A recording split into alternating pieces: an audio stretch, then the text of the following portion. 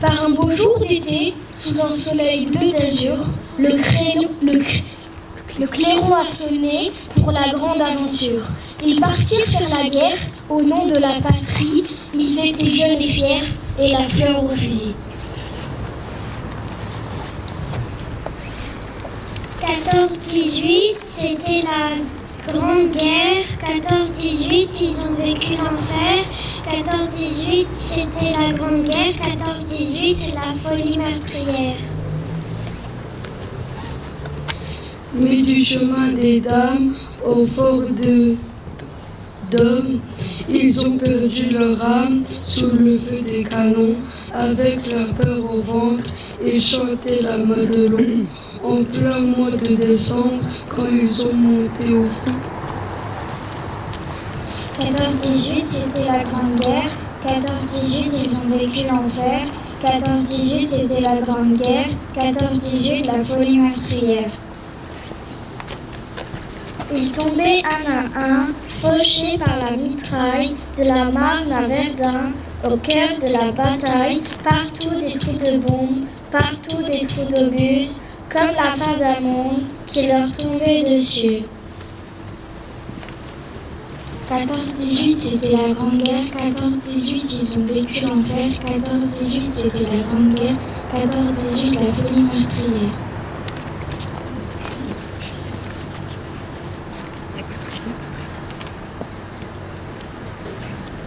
Ils ont pleuré de joie le jour de l'armistice, quand enfin arriva la fin de leur supplice. Après un grand silence, les cloches de la paix dans le ciel de France se mirent à sonner. 14-18, c'était la Grande Guerre. 14-18, ils ont vécu le der des der, mais cette Grande Guerre ne fut pas la dernière.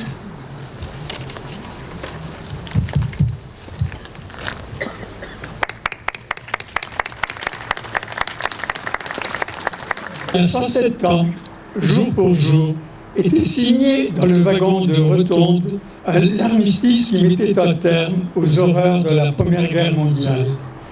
Cet effroyable conflit avait été d'une telle durée et d'une telle intensité que le souvenir devait en demeurer dans la mémoire des survivants, tout comme il demeure à tout jamais dans l'histoire et dans notre mémoire collective sous le nom de Grande Guerre. En cette date symbolique du 11 novembre, notre devoir de Français et de citoyens nous commande de commémorer davantage que la victoire finale dont le prix s'est soldé de part et d'autre par un trop lourd sacrifice, le retour de la paix enfin retrouvée. Mais pour retrouver cette paix, il nous a fallu tout d'abord gagner cette guerre. Et c'est pour cela qu'1,5 million de nos compatriotes sont morts et que près de 3 millions d'entre eux ont été blessés.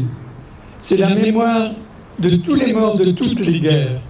Puissent leurs souvenirs et leur exemple nous rappeler combien peut être fragile et précaire ce bien pourtant le plus précieux pour tous les hommes de bonne volonté que constitue la paix et l'amitié entre tous les peuples.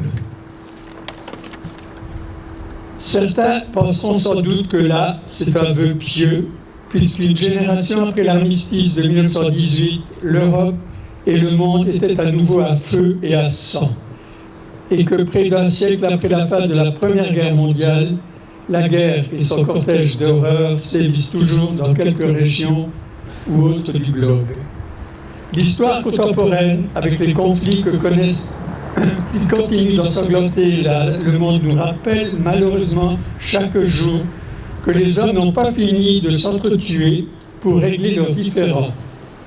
Mais c'est précisément parce qu'il en est ainsi que nous devons plus que jamais croire à la paix et nous efforcer d'œuvrer afin de la préserver, car ne plus y croire, cela serait faire injure à la mémoire de tous ceux qui ont cru si fermement et qui dorment à jamais dans le champ de repos où flottent nos trois couleurs.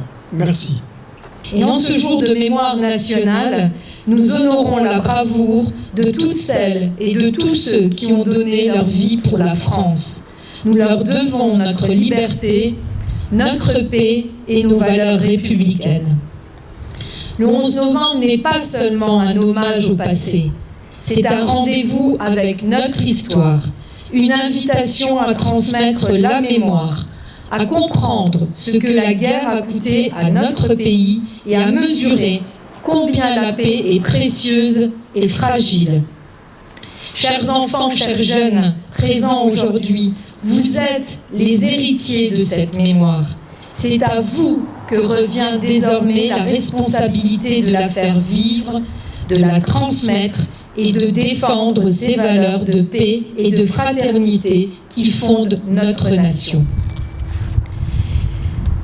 Ce 11 novembre marque aussi le centenaire du bleuet de France, symbole national de mémoire et de solidarité. Fabriqués en France, les bleuets sont vendus pour aider les combattants d'hier et d'aujourd'hui, les soldats blessés, les veuves, les pupilles de la nation, les victimes de guerre et d'actes de terrorisme. Tout ceci est très important.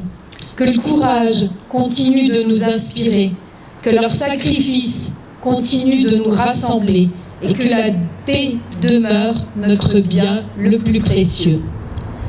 Tant que quelqu'un se souviendra, personne ne sera vraiment mort. Novembre 2025 est tombé le 15 novembre 2024 au Liban, 121e régiment du train de Montlhéry, le maréchal des logis-chefs Claudin Fanny, 23 ans.